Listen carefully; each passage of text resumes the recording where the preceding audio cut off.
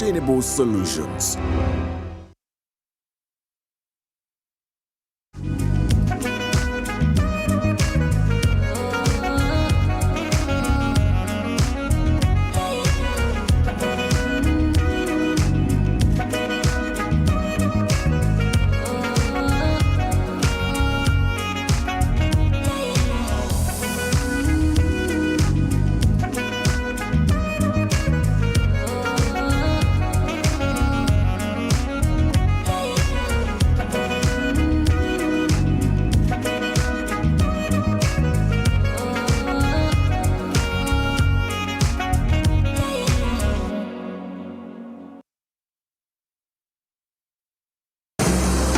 Sad moments, and more especially death, are inevitable, but malaria deaths do not have to be one of them. Do not regret. The power to chase mosquitoes lies in your hands. Mosquitoes lead to death. One bite could cost you everything. All you have worked for will be left behind. Your children will be left in the hands of no one. All property will not protect you. Sadly, your friends and family will move on. Protect yourself and your loved ones from mosquito bites. Sleep under a mosquito net every night. Clear bushes and stagnant water around your home and close all doors and windows by 6 p.m. The power lies with you.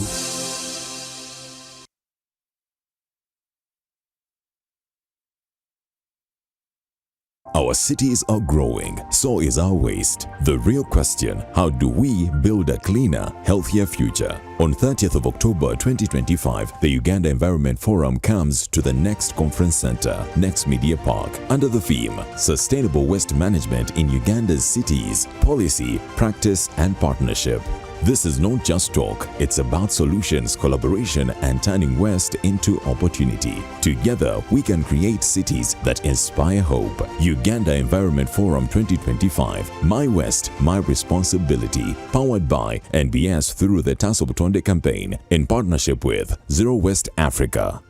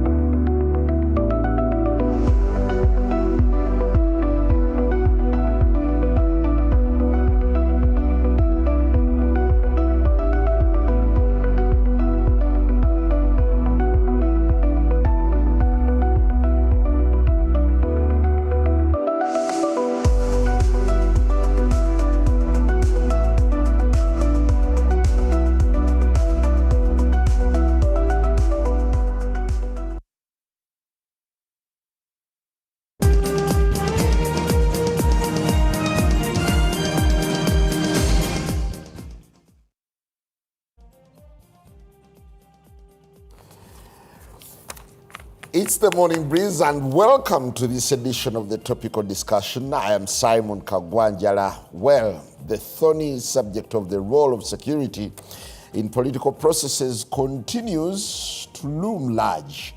But what is now worrying is the new spate of arrests, kidnaps, which the state says are within the legal mandate. The most recent casualty of the arrests, what you would call a kidnap, is Doreen Kaija, the head of the NUP Leadership Institute, who was whisked off in broad daylight by men both in uniform and plain clothed.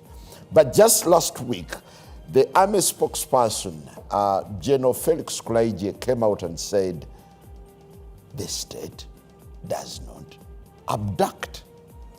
So the big question remains, who abducts?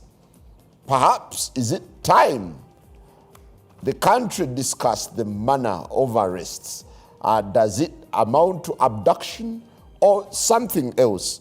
I'll be engaging this morning Counsel Kalali, a human rights lawyer. Counsel Stephen Kalali is already with us in the studio, and General Felix Kulaije is also on the way. He will be coming to speak for and on behalf of the Ministry of Defense and Veteran Affairs. Councillor Kalali, good to have you this morning. Thank you. Good morning to our viewers. So what's at the center of the contention here? Because the army has come out and said, for instance, the people who are being arrested currently are wanted for offenses committed when they mounted a military parade in contravention of the penal code. Yeah. Well, of course, I wouldn't much dwell on their so-called military drilling or that offense they are charging unconstitutionally Ugandans with, because between you and me, Simon, that's an offense of the 1950s.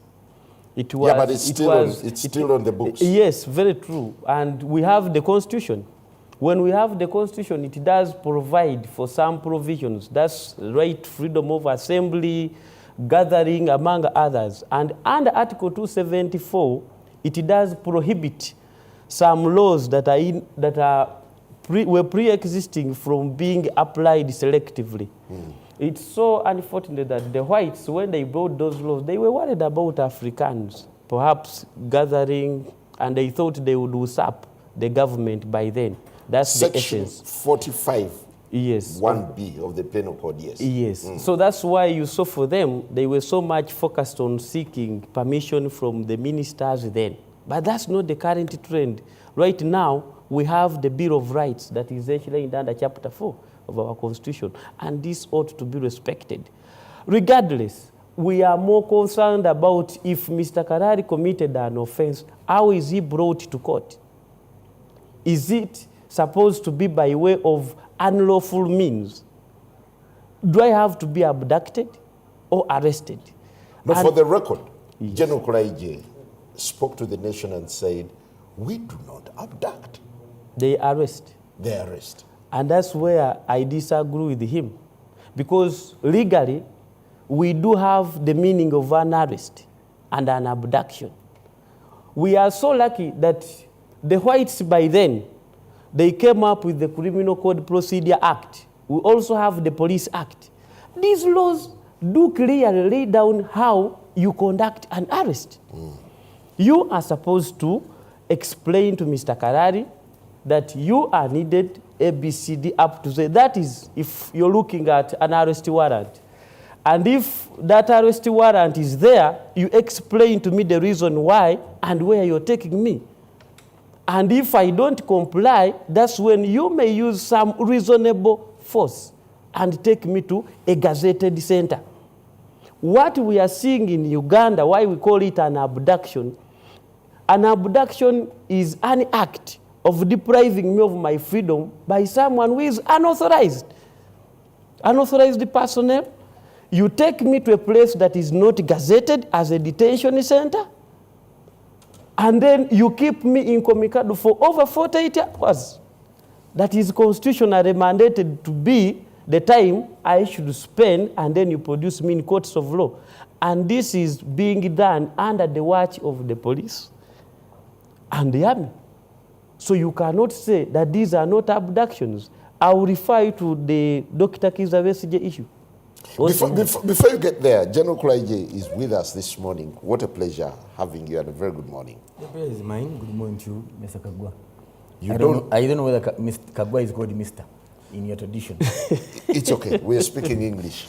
Okay. Well, in your submission last week on Next Radio, you said the state doesn't abduct. No. How do you account for the plainclothes men driving drones and picking people left, right, and center, dumping them in places incommunicado, and then later they appear in court? You know, a choice of words is very interesting. Left, right, and center. That alone presupposes everybody has been souped in that, which is not the case. Two, the word dumping. That's dumping. The last time I checked, people who are abducted never appear in courts of law. they actually disappear. If you think I'm lying to you, show me the late Ben Chiwanuka. Show me Chibalama. Or show me which Chiwarama. Show me Chibalama. Which Chiwarama. Who actually became a subject of debate on the floor of Parliament. Actually, I can tell you from where I was source, Chiwarama is out of this country. Chiwarama is out of this country, so do not divert me. Did you fly him out? No, he flew himself out with the connivance of those who claim he disappeared. So do not divert me. I am answering what I found the council talking about. Okay. Talk about abduction and arrest. Arrest, you see, the state arrests. The difference emerges from the methodology. So are we discussing methods, or are we discussing the ability of the state to actually defend itself, protect itself, and protect the citizens? I always love it when people rush to the Bill of Rights and they forget Article 17 that talks about the duties of the citizen. You and I have duties to the state and to the country. Before we get and the blessed lawyers never remember to talk about it, whether selectively, through selective amnesia, or deliberately. What is abduction? By description, abduction is the action of taking someone away by force or deception. Isn't it what your men in uniform do? Some uniformed, some non-uniformed. In case you forget, the only entity that has a right to means of violence is the state. Continue. Unfortunately, in our constitution, it doesn't. I'm sorry to tap in a Okay, bit. quote me from the law which gives another person the right to have means of violence. No. That's why we have Article 44 in our constitution. Where is the state allowed to be violent? Yes, I would seek for a legal provision that says the state, the Republic of Uganda's government has a right Gentlemen, let me tell you. to exercise violence over citizens. Otherwise, No. I did not use the word exercise violence. I said the right to means of violence. Number one. Number two, the day the state loses that monopoly, that state is no more. Number three, I believe as a lawyer you have gone to school. Realists, philosophers that were, yes, Thomas Hobbes, Plato, who are very quoted in the academia, say nature is brutal, nasty, and it is chaotic. There must be somebody to control it. Two, Hobbes adds that there is a benefit in having somebody in charge of you. Okay. So the state of affairs. I want to bring you back. Yeah, before you're being accused of abductions and I'm saying and kidnapping activists, then bring them later into court. we do not abduct activists, because activists in this country are very many. I've just seen down here that referring to him as an activist, and he has not been arrested because of being an activist. We are arresting those that violated the law. We are violating those that disturb other people's peace and serenity. Does the army have the prerogative to arrest? It's actually vested with the police. The army in exceptional circumstances. Exactly. And here, the offenses they are abducting citizens on, they are clearly within the purview of police. And by the way, are you referring to the arrests I've seen of those people in court? Is that what you're referring to? Generally. No. Generally. Let us be, if we are going to be talking in general terms, let's remain in general terms as well. Can we go to specifics? Let's begin with basic. No, wait a minute. Let's begin with basic. Wait a minute. I said, are you referring, because it appears what has necessitated this discussion are the recent cases. The rampant arrests, the ongoing rampant arrests. It's not a one-off. Mr. Kagwanja, are you in prison? Have you been arrested? So is it until Counsel, I'm arrested? Is it until I'm arrested that you appreciate the use of the word the rampancy? Mr. Kagwa, the use of the word rampant refers to a situation where no one is spared, whether innocent or otherwise. That's the meaning of the word rampant. Yeah, do not misuse English words. General, we begin from the premise that these people are innocent. I have ears. Let us not raise until voices. proven guilty. I have ears and Yes. they're big enough, so don't raise your voice. The point is, if you threaten order,